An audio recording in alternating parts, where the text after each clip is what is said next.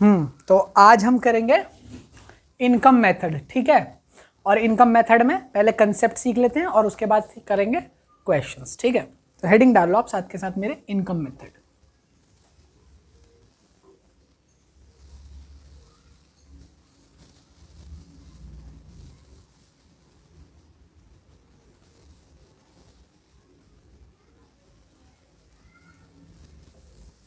ठीक है, तो बेसिकली इस मेथड में होता क्या है, इनकम मेथड में हम सब लोगों की इनकम जोड़ लेते हैं और उस इनकम से पूरे डोमेस्टिक इनकम निकाले हैं, और डोमेस्टिक इनकम में बस एक छोटी सी चीज़ करनी होती है, उससे नेशनल इनकम आ जाती है। और वो छोटी चीज़ क्या है, उसमें NFIA जोड़ना पड़ता है।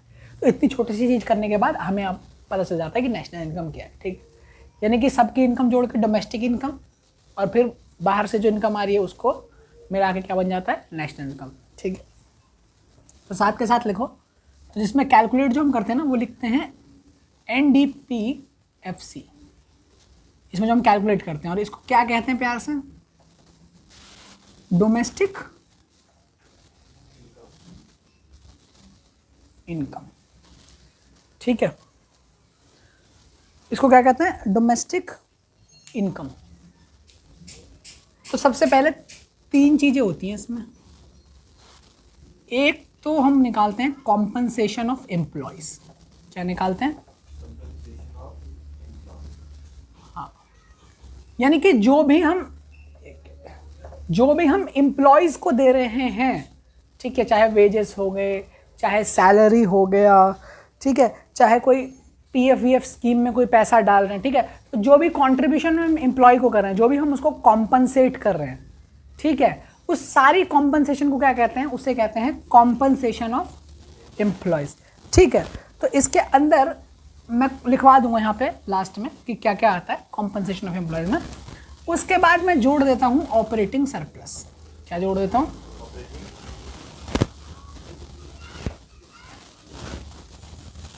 सरप्लस, ठीक है। इस पे मुझे थोड़ी सी डिटेल चर्चा करनी, ऑपरेटिंग सरप्लस नीचे करूंगा। तो उसमें जोड़ देता हूं मैं ऑपरेटिंग सरप्लस। तो मेन चीजें हैं, आपको इसमें आ जाता है आपका रेंट, इंटरेस्ट, प्रॉफिट, ये सारी चीजें आ जाती हैं इसमें, ठीक है। मैं लिखवाऊंगा इसको, चिंता मत, ऑपरेटिंग सरप्लस। और इसमें ऐड कर देते हैं हम mixed income of self employed.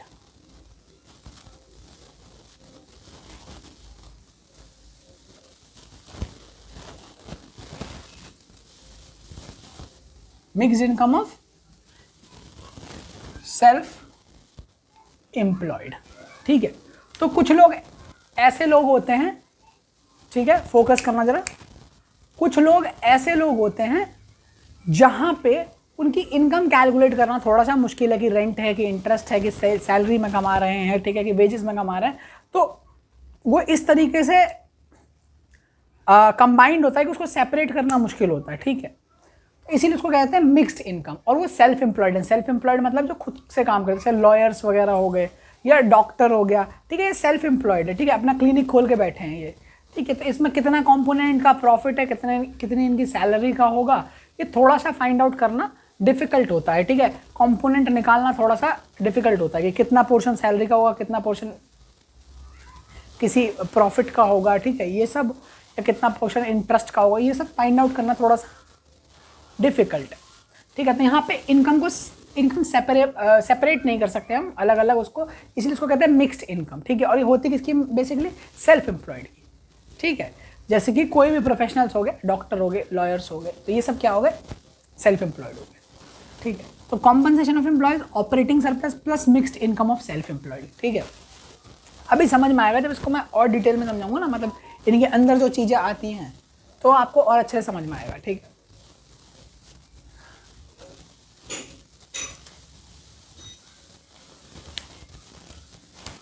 तो कॉम्पनसेशन ऑफ एम्प्लॉयज में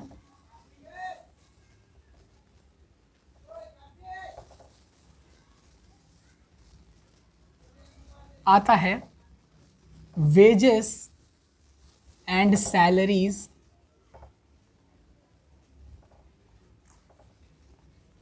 इन कैश, ठीक है। या wages and salaries in kind. ठीक है, तो अगर आप किसी एम्प्लॉय को सैलरी दे रहे हो, ठीक है, फोकस करना, अगर किसी एम्प्लॉय को आप सैलरी दे रहे हो या वेज दे रहे हो, ठीक है, तो अगर कैश में दे रहे हो तो भी कॉम्पनसेशन ऑफ एम्प्लॉय में आ जाएगा। अगर काइंड में दे रहे हो, काइंड मतलब जो कैश नहीं है, सामान में दे रहे हो सकता है शेयर्स दे रहे हो, ठीक है, तो कुछ भी दे रहे हो ना आप काइंड में जो कि कैश नहीं है, ठीक है, तो वो भी कहाँ आ जाएगा, वो भी कॉम्पनसेशन ऑफ एम्प्लॉयज में ही आ जाएगा। अगला पॉइंट है employers contribution towards social security scheme.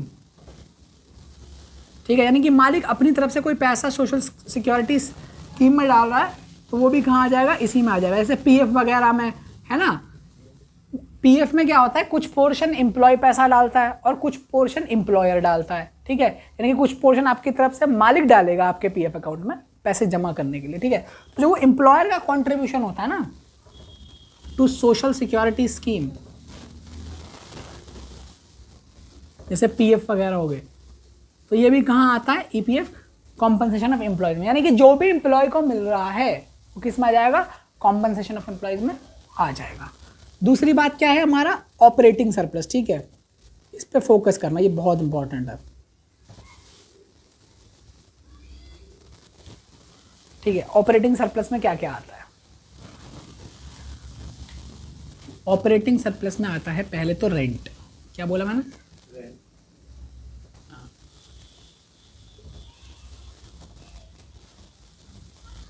Rent, ठीक है, उसके बाद आता है इंटरेस्ट, ठीक है, ठीक है, उसके बाद आता है प्रॉफिट्स। इन तीनों को जोड़ के क्या बनता है, इन तीनों को जोड़ के क्या बनता है, operating surplus, rent, interest, profit. अच्छा, मैंने इकोनॉमिक्स में मैंने जब तुम्हें पढ़ाया था फैक्टर्स ऑफ प्रोडक्शन या फैक्टर्स पेमेंट या फैक्टर इनकम, तो उसमें मैंने क्या बताया था, रेंट के बदले क्या मिलता, किसको मिलता है रेंट, लैंड के बदले मिलता है, इंटरेस्ट किस पे मिलता है, कैपिटल, और प्रॉफिट्स किसको मिलता है, एंटरप्रेन्योर, ठीक, ठीक है। तो अगर तुम गौर से देखोगे तो कॉम्पनसेशन ऑफ एम्प्लॉयज में क्या आ गया, वेजेस, वेजेस जो कि मिलता है लेबर को, यानी कि आपके एम्प्लॉय को, ठीक है, लैंड के बदले रेंट, कैपिटल के बदले इंटरेस्ट, और एंटरप्रेन्योर को क्या मिल रहा है, प्रॉफिट। तो अगर आप ध्यान से देखोगे इनकम मेथड में तो आ क्या रहा है, कुल मिला के सारी वो इनकम जो फैक्टर सर्विसेज कमा रहे हैं, और यहाँ पे वो इनकमें आती है जिसमें ये बताना बड़ा मुश्किल है कि वेजेस कौन सा है, रेंट कौन सा है, इंटरेस्ट कौन सा है और प्रॉफिट कौन सा है। तो ठीक है, यहाँ पे इसलिए इसको मिक्स्ड इनकम कर दिया गया, लेकिन वो है सब कंबाइंड, सब कंबाइंड है, और थोड़ा सेपरेट करना है ना, उसको अलग करना थोड़ा सा मुश्किल है, तो इसीलिए यहाँ पे क्या आ रहा है, यहाँ पे उसको कंबाइन करके लिखना, उसको कहते हैं mixed income of self employed. कुल मिला के सारी इनकम को जोड़ के बनता है डोमेस्टिक इनकम, ठीक है, ठीक है। तो mixed income of self employed भी लिखवाऊंगा, लेकिन उससे पहले मैं ये बता देता हूँ आपको कि प्रॉफिट जो होता है ना, प्रॉफिट वो उसके 3 हिस्से हो जाते हैं एक तरीके से।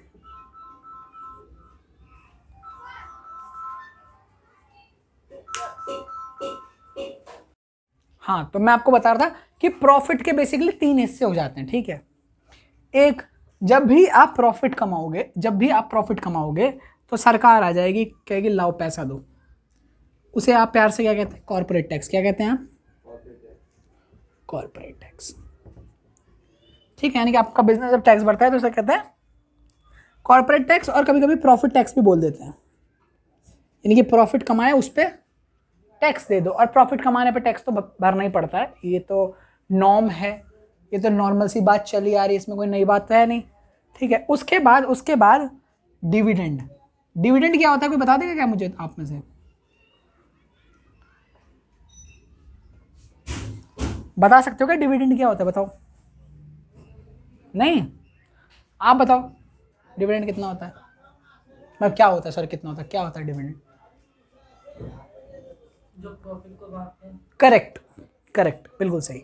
डिविडेंड मतलब डिस्ट्रीब्यूशन ऑफ प्रॉफिट, हमारे पास कुछ प्रॉफिट आया और हमने अपने मेंबर्स में या अपने लोगों में जो मालिक लोग हैं उन सब में अगर कुछ प्रॉफिट बांट देते हैं ना तो उसको कहते हैं डिविडेंड, ठीक है। It is a distribution of profit, simple अगर टर्म में समझे तो distribution of dividend, distribution of profit, ठीक है। और उसके बाद ना कुछ पैसा हम नहीं बांटते हैं, कुछ पैसा हम नहीं बांटते हैं, रिटेन कर लेते हैं। रिटेन मतलब रख लेना, ठीक है, इकट्ठा करके रख लेना, ठीक है। रिटेन करना मतलब डिस्ट्रीब्यूट ना करना, तो कहते हैं इसको कहते हैं रिटेन्ड अर्निंग। क्या कहते हैं इसको? हाँ, जैसे कभी कभी कुछ कुछ लोग पानी रिटेन करते हैं, कलेक्ट करके रख लेते हैं। हाँ, प्रॉफिट का एक पार्ट जो हमने रख लिया है, यानी कि मैं बोलूँ सिंपल अनडिस्ट्रीब्यूटेड प्रॉफिट, ठीक है, जो डिस्ट्रीब्यूट ना किया गया हो। अच्छा, पता है क्यों रख लेते हैं लोग प्रॉफिट? सपोज एक बात बताओ, मतलब मैं एग्जांपल देता हूँ तो मतलब और अच्छे समझ में आ जाएगा, ठीक है। मैंने 100 कमाए, ठीक है, 100 में से 20 तो मैंने टैक्स दे दिया। इधर देखो, फोकस करो इधर। मैंने 100 रुपये कमाए, 20 तो मैंने टैक्स दे दिया, 60 मैंने क्या कर लिया? अपने ऊपर खर्च कर दिया, ठीक है। ये कम खर्चा करूँ अपने ऊपर, मतलब बांट दिया अपने मेंबर्स में, यानी मैंने खुद रख लिया है, ये समझ लो, बांट लिया अपने आप को दे दिया, ठीक है। तो कितना कितना बताओ, आप बताओ अमाउंट। 40 कर लूँ? 40 तो 40 मैंने बांट दिया या खर्च कर लिया अपने ऊपर, क्योंकि मैं ही मालिक, ऐसा समझो। और 40 मैंने बचा कर रख लिया। अब मैं क्यों बचा कर रख रहा हूँ? क्योंकि मेरा बिजनेस है, मुझे आगे पैसा काम आ सकता है, कभी बुरे वक्त में काम आ जाएगा, या कभी मैं एक्सपेंशन करूँ अपने बिजनेस को बढ़ाऊँ तब काम आ जाएगा, तो ये कैश मेरे पास रखा रहेगा, ठीक है। तो इसीलिए तो क्या कहते हैं रिटेन्ड अर्निंग, कि बाद में मैं एक्सपेंशन कर लूँ, ठीक है। तो सिंपल सी बात है कि क्यों आदमी प्रॉफिट नहीं बांटता, क्यों अपने पास कुछ पैसा रखता है। कुछ पैसा रखूंगा तभी तो आगे काम आएगा, ठीक है। तो प्रॉफिट के 3 हिस्से समझ में आ गए क्या? चलो, कोई प्रॉब्लम है इसमें? अच्छा, mixed income of self employed ना यहीं लिखवा देता हूं मैं, ठीक है ना। यानी कि एक आदमी बना देता हूं यहां पे मैं, उसको ऐसे बोलता हूं रेंट, इंटरेस्ट, वेजेस, और क्या है? प्रॉफिट। इन सब का टोटल है, इन सब का टोटल है। और यहाँ पे ये ना सेपरेट नहीं कर सकता इनको मैं, ये सब एक साथ एक टोटल अमाउंट है। मुझे नहीं पता कि इसमें कितना रेंट का कंपोनेंट है, कितना इंटरेस्ट का कंपोनेंट है, कितना वेजेस का कंपोनेंट है, और कितना प्रॉफिट का कंपोनेंट है। I don't know that, I can not separate it out. So in that case I will call it mixed income of self employed. Okay, तो आपको समझ में आ गया क्या होता है ये सब, और इनकम मेथड समझ में आ गया क्या, इनकम मेथड से कैसे कैलकुलेट करते हैं डोमेस्टिक इनकम, बताओ। अगर इतना आ गया तो इतना नोट कर लो, ठीक है। और इस एनडीपीएफसी में क्या ऐसा कर दूंगा जो मुझे नेशनल इनकम पता चल जाएगी, बताओ मुझे। हाँ, इस एनडीपीएफसी में अगर बस बाद में लिखवा दूंगा, ऐसे दिखा देता हूँ यहाँ पे, एनएफआईए जोड़ दूँ ना तो क्या आ जाएगा मेरे पास? NNPFC, which is nothing but national income,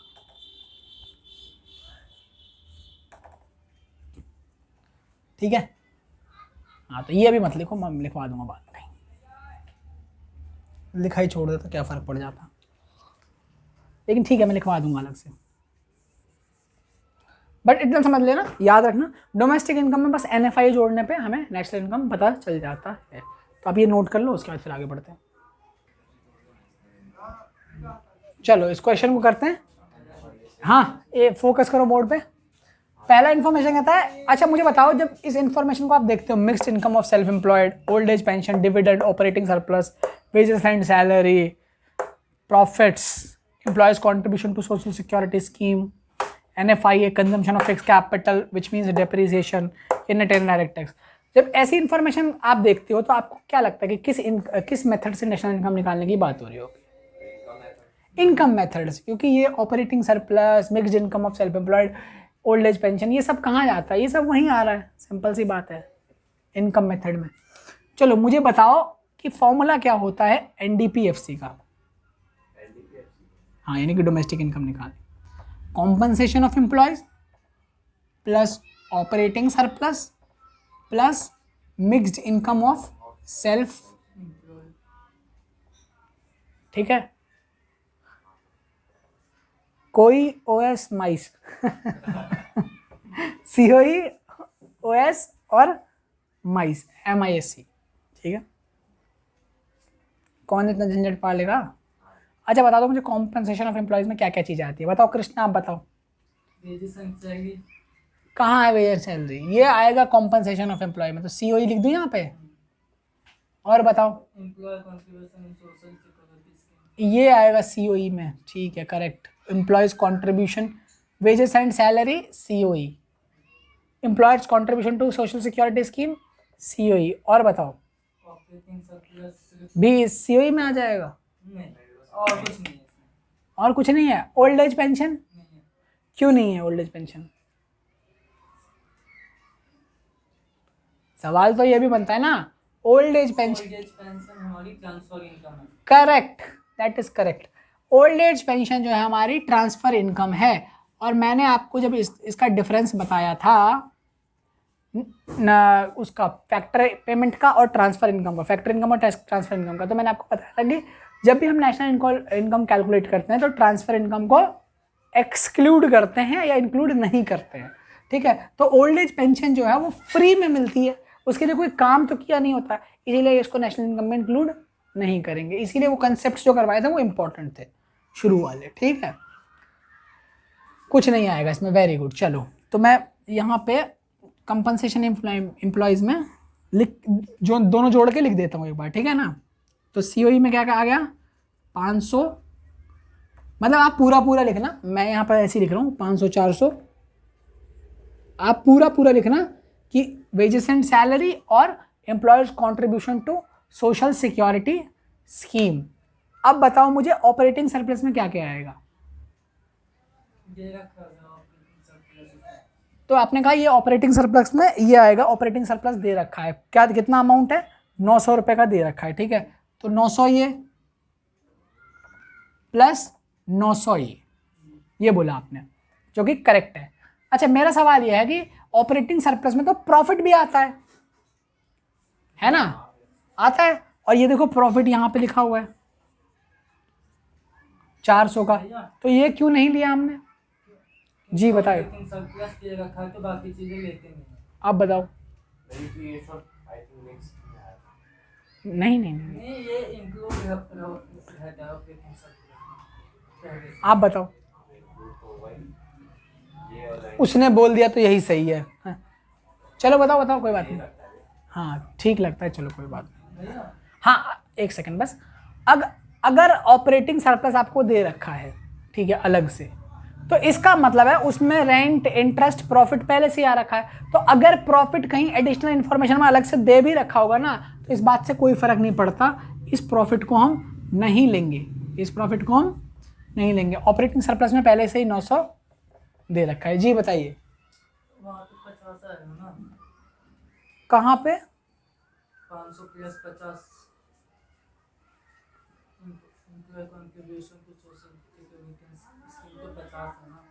O correct correct correct correct correct correct, ठीक है जी बिल्कुल सही। हाँ तो हमने ये मिस्टेक कर दी गलती से इसमें कि ये हमने ये वाला अमाउंट लिख दिया गलती से सोशल सिक्योरिटी स्कीम में, जो कि गलत है, ठीक है। ये अमाउंट नहीं है, कॉम्पनसेशन ऑफ एम्प्लॉयज में हमारा 50 है, तो हमने गलती से ये लिख दिया था इसमें, ठीक है कोई प्रॉब्लम नहीं, ठीक कर लेते हैं।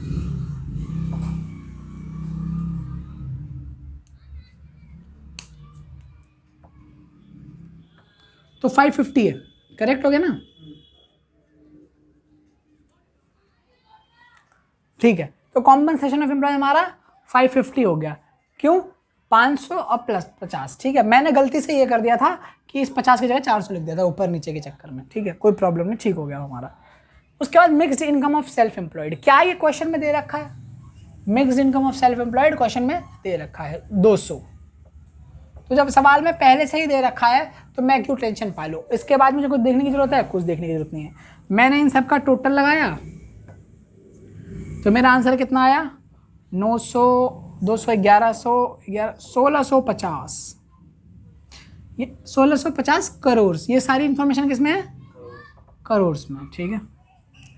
अब मुझे नेशनल इनकम निकालनी है, तो नेशनल इनकम निकालनी है तो क्या निकाल देंगे, नेशनल इनकम निकाल, सबसे आसान काम है।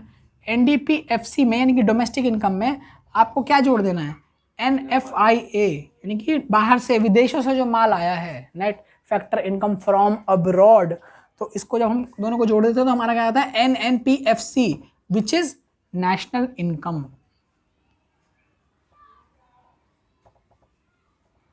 तो NDPFC कितना है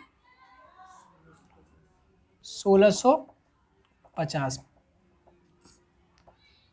प्लस -10, क्योंकि NFIA कितना है -10 है, तो मेरा कितना आ जाएगा फिर 1640 करोड़ मेरा नेशनल इनकम आ जाएगा। इसमें मुझे क्या क्या इस क्वेश्चन में मुझे कंफ्यूज करने के लिए इंफॉर्मेशन दे रखी थी वो देख लेते हैं एक बार। क्या इसका कोई काम है इस क्वेश्चन में? नहीं। Consumption of fix capital NIT का नहीं, इसका काम था डिविडेंड का कोई काम नहीं था, प्रॉफिट का कोई काम नहीं था, क्योंकि प्रॉफिट का हिस्सा ही डिविडेंड होता है। अब प्रॉफिट दे रखा है तो डिविडेंड का क्या करूँगा, कुछ नहीं। और इन दोनों का ही काम नहीं है, क्योंकि ऑपरेटिंग सरप्लस पहले से ही हमें दे रखा है, तो ऑपरेटिंग सरप्लस का ही सारा हिस्सा है, तो उसको अलग से लिखने का कोई फायदा नहीं होता है, ठीक है। तो जब मुझे टोटल ही दे दिए फिगर, तो मैं बार बार नीचे वाली उसके अंदर क्या आएगा ये सब मतलब मुझे ढूंढ के फायदा तो है नहीं, तो ये भी कंफ्यूज करने के लिए देती है मुझे। ओल्ड एज पेंशन आएगा ही नहीं, हाँ ये तो ठीक है, ये तो बिल्कुल सही है, ये भी कंफ्यूज के लिए, क्योंकि ये ट्रांसफर इनकम है, ट्रांसफर इनकम हम इंक्लूड नहीं करते हैं, तो ये भी नहीं आएगा। तो देखो कितनी सारी इन्फॉर्मेशन है जो आपको बेवकूफ़ बनाने के लिए दे रखी है, ठीक है। तो इसका मतलब ये नहीं कि जो भी इन्फॉर्मेशन क्वेश्चन में हो उसको लगाना ही लगाना है, कुछ चीज़ें छोड़नी पड़ती है, इसीलिए जो तुक्का मार के जाएगा, वो जो ऊपर से रट के कुछ जाएगा, इस चीज़ को कंसेप्ट नहीं पता होंगे, वो गलत कर देगा सवाल, ठीक है। वो सोचेगा अच्छा इन्फॉर्मेशन दे रखी है, कुछ ना कुछ काम तो आएगा ही इसका सवाल में, चलो इसको भी कहीं प्लस माइनस कर देता हूँ, then he'll make a mistake, okay? So if you don't want to make a mistake, तो आप प्लीज़ आप उसमें अपने कंसेप्ट को याद रखें, remember your concept and you will be able to solve the questions in your exams, ठीक है। समझ में आ गया कि सवाल कोई मुश्किल ऐसा है था नहीं।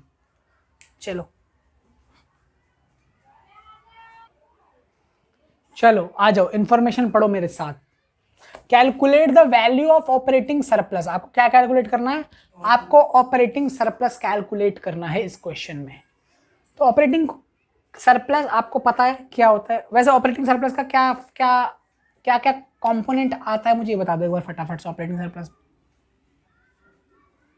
बता दो, याद नहीं आया? मैं बता देता हूँ आपको, कोई बात नहीं। रेंट आता है, इंटरेस्ट आता है, प्रॉफिट आता है, बस हो गया। इन तीनों को जोड़ के क्या बन जाता है? कम ऑपरेटिंग सरप्लस, ठीक है। अब ढूंढो इसमें से कहाँ है वो तीनों चीज़ें। रेंट क्या, इंटरेस्ट और ये रहा प्रॉफिट, ठीक है। अब तीन चीज़ें बच गई। डिविडेंड क्यों नहीं आएगा? क्योंकि डिविडेंड ऑलरेडी डिविडेंड प्रॉफिट का पार्ट है। जब प्रॉफिट ही आ चुका है तो उसका पार्ट का क्या मतलब है, ठीक है। यानी कि इस 45 में 20 पहले से इंक्लूडेड है, तो हम इसको नहीं लेंगे। NDPFC डोमेस्टिक इनकम, मुझे ज़रूरत ही नहीं है डोमेस्टिक इनकम की इस क्वेश्चन में, तो इसलिए नहीं लेंगे। रॉयल्टी क्यों नहीं आएगा, या आएगा? हाँ बिल्कुल सही, रेंट एंड रॉयल्टी। रॉयल्टी जो होती है ना, वो भी एक किस्म का रेंट ही होता है, ठीक है।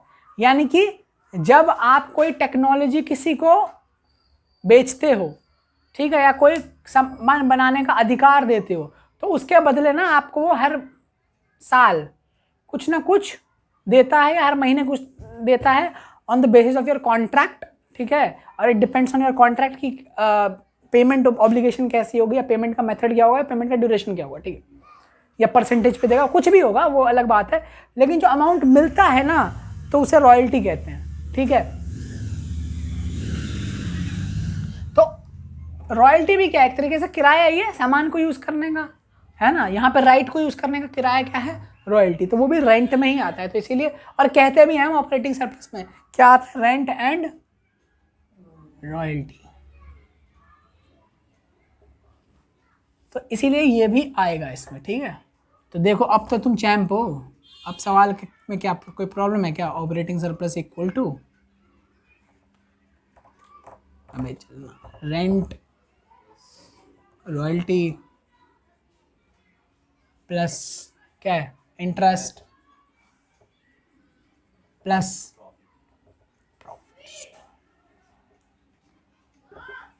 रॉयल्टी कितना है 5, रेंट कितना है 75, 80 हो गया। इंटरेस्ट कितना है 30, है ना। 80 प्लस 30 100, 110 और प्रॉफिट 45, 155 करोड़। आ गया आंसर ऑपरेटिंग सरप्लस का। कोई प्रॉब्लम है क्या इसमें? कोई प्रॉब्लम नहीं है। चलो नोट कर लो, ये सवाल आ चुका है, बोर्ड्स का सवाल है।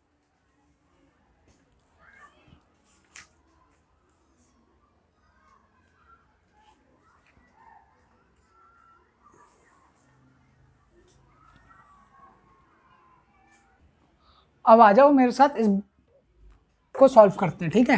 हमें क्या कैलकुलेट करना है? हमें कैलकुलेट करना है value of compensation of employees. Compensation of employees के बारे में आपको पहले से पता है। कॉम्पनसेशन ऑफ एम्प्लॉयज का मतलब वो कॉम्पनसेशन जो एम्प्लॉयर अपने एम्प्लॉय को देता है, यानी ठीक है, कौन देता है? एम्प्लॉयर। कौन देता है? किसको देता है? अपने एम्प्लॉय को, ठीक है। यानी कि कुछ भी पैसा जो मैं अपने कर्मचारी को या अपने एम्प्लॉय को, है ना, जो मेरे पास काम करता है उसको देता हूँ, तो उसे कहूँगा मैं compensation of employees. As simple as that, ठीक है। ओल्ड एज पेंशन, क्या मैं इसको लूँगा? नहीं, क्योंकि ये ट्रांसफर इनकम है। ओल्ड एज पेंशन को मैं नहीं लूँगा, क्योंकि ट्रांसफर इनकम कभी भी नेशनल इनकम की कैलकुलेशन में नहीं आती है, ठीक है, ठीक है। उसके बाद wages and salary in cash, ये तो पक्का आएगा। अगर मैं वेजेस एंड सैलरी अपने एम्प्लॉय को कैश में देता हूँ तो क्या मैं उसको लूँगा कॉम्पनसेशन ऑफ एम्प्लॉय में? ऑफ कोर्स लूँगा, there is no doubt about it. Rent free accommodation to employees, ठीक है, यानी कि आप जगह दे रहे हो अपने एम्प्लॉय को रहने के लिए, रेंट फ्री अकोमोडेशन, ठीक है। आप उससे रेंट नहीं ले रहे हो, रेंट फ्री जगह है वो, ठीक है। तो उसको क्या कहते हैं? Rent free accommodation. क्या ये आएगा? बिल्कुल आएगा। आप क्या कर रहे हो? काइंड में पेमेंट कर रहे हो। क्या कर रहे हो? काइंड में पेमेंट कर रहे हो। आप कैश नहीं दे रहे हो, आप जगह दे रहे हो रहने के लिए, जिस जगह का उसको किराया नहीं भरना पड़ेगा। लेकिन है तो सही उसके कॉम्पनसेशन का हिस्सा ही। तो ये क्या आएगा? Wages in rent free accommodation to employees, ये भी कॉम्पनसेशन ऑफ एम्प्लॉयज का हिस्सा बनेगा, ठीक है। एम्प्लॉयर्स कॉन्ट्रीब्यूशन टू PF 7500, क्या है आएगा? यस, ये बिल्कुल आएगा, क्योंकि एम्प्लॉयर मालिक अपने एम्प्लॉई, यानी कि अपने यहाँ के जो नौकर हैं या कर्मचारी हैं, जो एम्प्लॉय उनके पास काम करते हैं, उनके PF के खाते में अपना कॉन्ट्रीब्यूशन डाल रहा है उनके लिए, ठीक है। तो ऑफ कोर्स अगर उनके लिए पैसा डाल रहा है तो ये कॉम्पनसेशन है, उस कॉम्पनसेशन है एम्प्लॉयर का अपने एम्प्लॉय के प्रति, तो ये भी आएगा ऑफ कोर्स। आगे इंफॉर्मेशन क्या कहती है? Payment of life insurance premium bye employees, यानी कि एम्प्लॉय खुद के इंश्योरेंस के लिए प्रीमियम भर रहा है। उसने इंश्योरेंस लिया था, उस इंश्योरेंस के लिए उसको प्रीमियम देना पड़ता है हर महीने या हर साल, या जो भी टाइम ड्यूरेशन कुछ भी हो, मंथली क्वार्टरली, इससे में कोई फर्क नहीं पड़ता। लेकिन उसने अपना प्रीमियम खुद पे किया, तो ये क्या कॉम्पनसेशन ऑफ एम्प्लॉय है? क्या एम्प्लॉयर दे रहा है क्या एम्प्लॉय को? नहीं, वो खुद का इंश्योरेंस खुद से भर रहा है, तो ये कॉम्पनसेशन ऑफ एम्प्लॉयज थोड़ी हुई, कॉम्पनसेशन ऑफ एम्प्लॉय थोड़ी हुआ है, तो ये नहीं लेंगे हम। Contribution to PF by employee, employee अपने PF अकाउंट में खुद से पैसे डाल रहा है, तो क्या कॉम्पनसेशन ऑफ एम्प्लॉयज हुआ? है ना। ऐसा तो मैं खुद के लिए कुछ भी करूँगा तो वो सब कॉम्पनसेशन ऑफ एम्प्लॉयज़ बन जाएंगे अगर इसको लेने लगूंगा मैं, तो ये भी नहीं आएगा, क्योंकि एम्प्लॉयर थोड़ी दे रहा है। एम्प्लॉयर जब आपको देता है ये सब चीज़ें, तो आप क्या बोल सकते हो कि this is your compensation of employees. तो क्या चीज़ें आई हमारे पास? Wages salary in cash, rent free accommodation to employees और employees contribution to provident fund. इन तीनों अमाउंट को अगर मैं ऐड कर दूँ, यानी कि अगर कोई मुझे बोले COE में क्या आ रहा है, तो तुम लिख लेना wages in salary in cash, यानी कि पॉइंट नंबर 2 प्लस, पेपर में मत करके आ जाना ऐसा कि पॉइंट नंबर 2 लिख दो तुम, ठीक है। ज़्यादा समझदारी मत करना कि पॉइंट नंबर 2 लिख देता हूँ और टीचर समझ जाएगा अपने आप ही, टाइम भी बचेगा और टाइम पे पेपर खत्म हो जाएगा, इतना टाइम नहीं बचाना। Point number 2, point number 3 rent free accommodation to employees, और आपका पॉइंट नंबर 4 तो ठीक है, ये समझदारी मैं यहाँ दिखा रहा हूँ, तुम अपनी कॉपी में मैं दिखाता हूँ, अपनी कॉपी में पूरा पूरा लिखना। Wages and salary in cash, rent free accommodation to employees और एम्प्लॉयर्स कॉन्ट्रीब्यूशन टू PF। तो इन तीनों को जब मैं जोड़ता हूँ 60,000, 30,000 प्लस 7,500, तो मेरा आंसर आता है 97,500 करोड़। तो ये मेरा आ गया एम्प्लॉय कॉम्पनसेशन ऑफ एम्प्लॉयज़। ठीक है, सवाल समझ में आया क्या? कोई प्रॉब्लम? कोई प्रॉब्लम नहीं होनी चाहिए, आसान सवाल था।